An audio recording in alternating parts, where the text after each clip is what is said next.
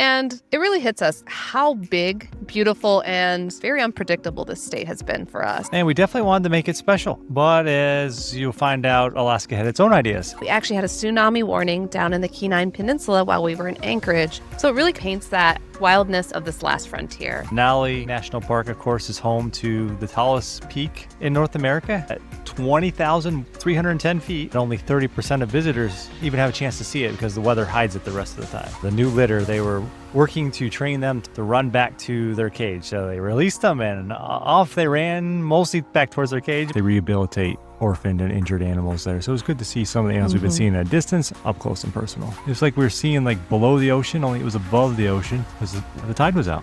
Yeah, it was like tide pooling, only up on the walls rather than looking down. And of course, it's also just a big reminder that adventures, as much as you plan them out, they don't always go as planned. We're Jay and Bea, and at the beginning of 2021, we hit the road. Permanently. We traded our city apartment for a constant stream of Airbnbs, new states, and places. And we wouldn't have it any other way. Come along with us as we explore all the U.S. and beyond has to offer. And join us as we continue Living on the way.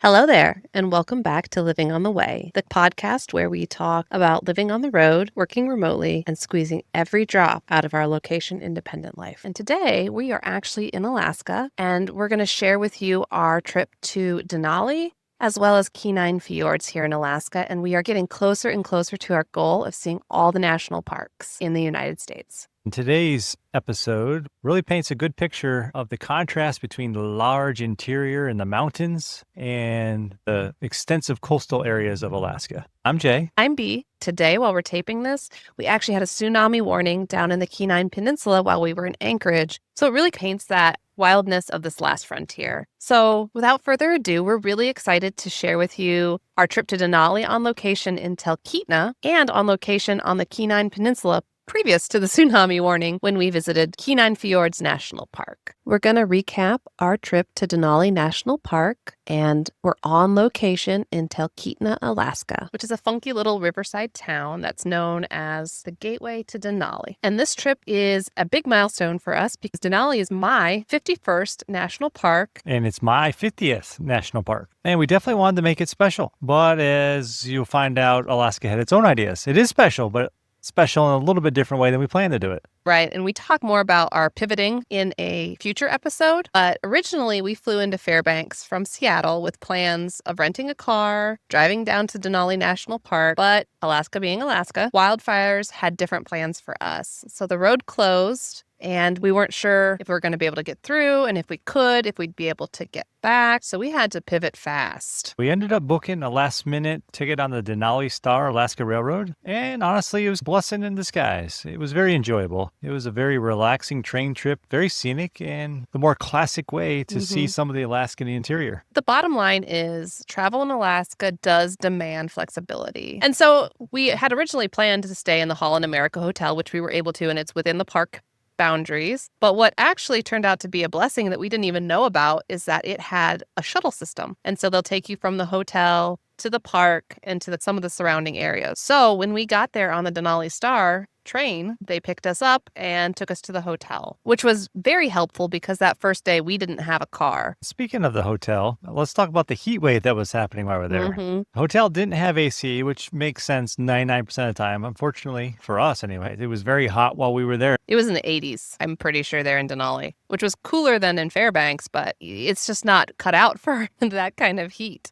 So it was hot. Yeah, definitely some sweaty nights, but the mountain views and the nature made up for it. Still very enjoyable. And honestly, the views, that's where the money is. Denali National Park, of course, is home to the tallest peak in North America at 20,310 feet. And you can almost see it here in our view, maybe in the distance, but you can't see the top. And you can see we've been calling it Mount McKinley because whoever is in power at the time will name it whatever they choose. So Mount McKinley, Mount Denali, but it's all the same mountain for sure. And while it is hazy right now, we are happy to at least be able to see it a little bit, especially a little bit earlier today, because they say, and I find it very true because we've had a chance to see it 4 different days and only seen it one of the 4 days. that only 30% of visitors even have a chance to see it because the weather hides it the rest of the time. Originally saw it from the air. They call it the 30% club or the 70% club, but depending on if you see it or not. So if you can, spend a few days here. Give yourself a chance to see it. And as Bea mentioned, you can't see it while you're down here. Try to have a window seat on your air flight because you have a chance to see it above the clouds, which are blocking it from, of course, the ground view. Right. And also, if you don't see it, just know you're joining the 70% club, which is a lot of the visitors who aren't seeing it. So I think you're joining an okay club too, because at least you were here in an amazing Alaska surroundings. Absolutely. And the Denali Park, it definitely has more to offer. One of the highlights for us was going to see a sled dog demonstration. Right. And say what you will about, I know that in some touristy areas, they'll have sled dog rides and make your own decisions on how you feel about that for tourism. But in the park, these dogs are working. They have a job to do, especially in the winter, patrolling the park, helping get things around. So it was really nice to see that tradition continue on with sled dogging. Yeah, that's right. The Denali is the only active national park that has active sled dogs, and they do work. They work all through the winter to move supplies around. Mm-hmm. And so when we were there, the dogs, it was hot. So they weren't as active as I know they can be, but they were still, when it was time for them to do their demonstration, they were jumping up with excitement to be the ones picked for the run. And my favorite was the puppy training race. Cutest thing ever. It's such a unique Alaskan experience. The new litter, they were working to train them to run back to their cage. So they released them and off they ran, mostly back towards their cage, but, need a little prompting for some of them to go in the right direction. Right. Running in a pack, too, I think is part of it. Next, we decided to rent a Jeep. We found a spot where we could rent a Jeep for the day so we could get around and check out the sights on our own and make the stops that we wanted to see and do a couple hikes. Right. And you're able to go about 15 miles, I believe it is, into the park before you have to stop. There's a Savage River trail at the very end, which we did. It was a nice trail, kind of an alpine, very beautiful views, but it did rain, as it does in Alaska. As it does. And we had a chance to see some moose on the way in. Mm-hmm. Baby and a mama and a couple other single female moose. So there's some moose around. Keep your eyes peeled. And the park actually has different tours you can pay to do that can actually take you beyond where you can actually drive on your own. So what would you say to someone visiting Denali but unsure of the logistics?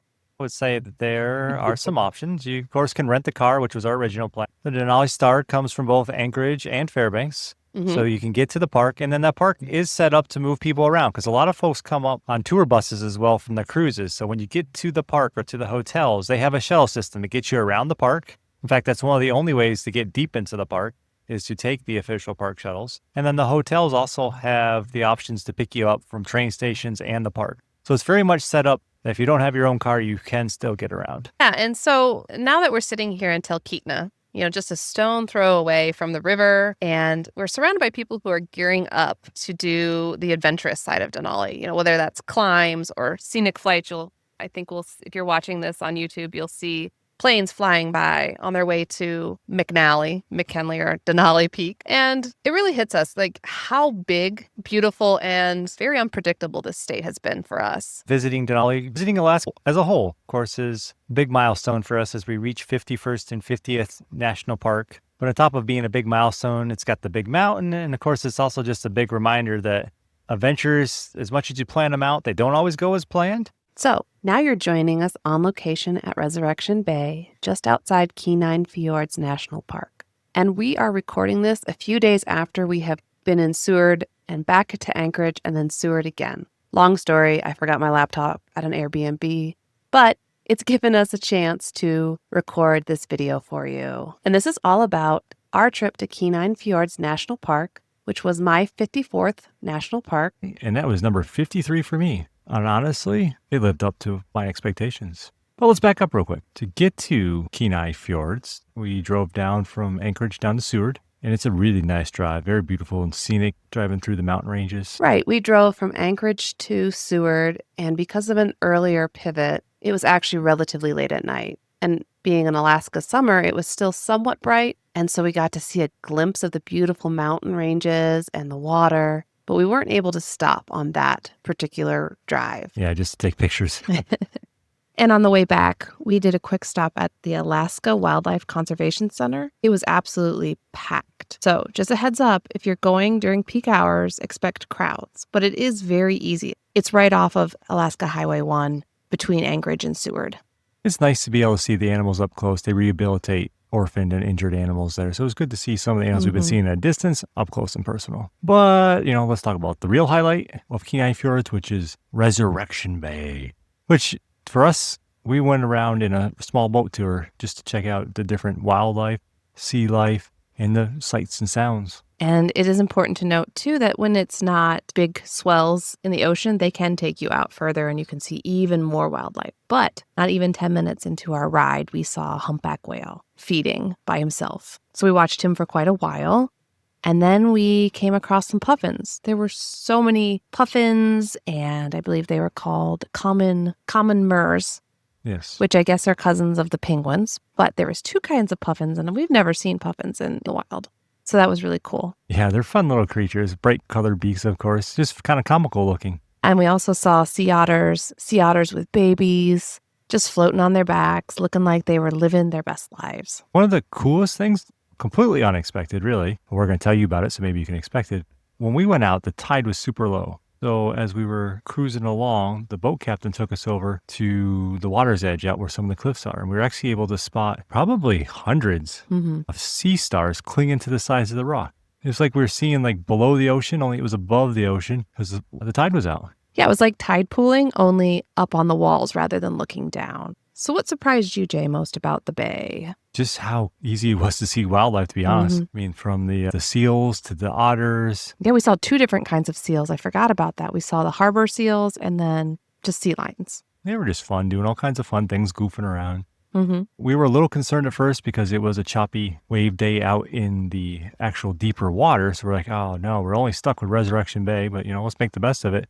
As it turned out, I'm sure it is better, but Resurrection Bay is plenty entertaining with all the wildlife there. So Bea, of all the different animal encounters we saw and moments we had, what was a favorite? I think watching the humpback whale feed because our boat captain got us right up and we were, I don't know, it felt really close. Saw him come up spout and then he did the full, I don't know if he did the tail out at that point, but he was real close. I don't think you could get much closer without being right up on him. We were probably 20 feet away from him doing a little backflip. It was pretty cool. Yeah, and Kenai Fjords isn't just about the water. We also did a hike to exit Glacier, which is one of the few accessible glaciers by car and by hike in Alaska. The trail's definitely a very nice little trail because you get to see the views of the glacier, but then I also call out different signs with years marked on them, which show where the glacier was. So you can see how much it's moved back from 1917, which was the earliest one we saw back on the to, trail, to current day. And it's moved back quite a bit. And after all that, we had this quirky, awesome Airbnb just outside of town. It was cozy, I think it was called the Pilot's Nest, Pilot House. The Pilot House. The Pilot House.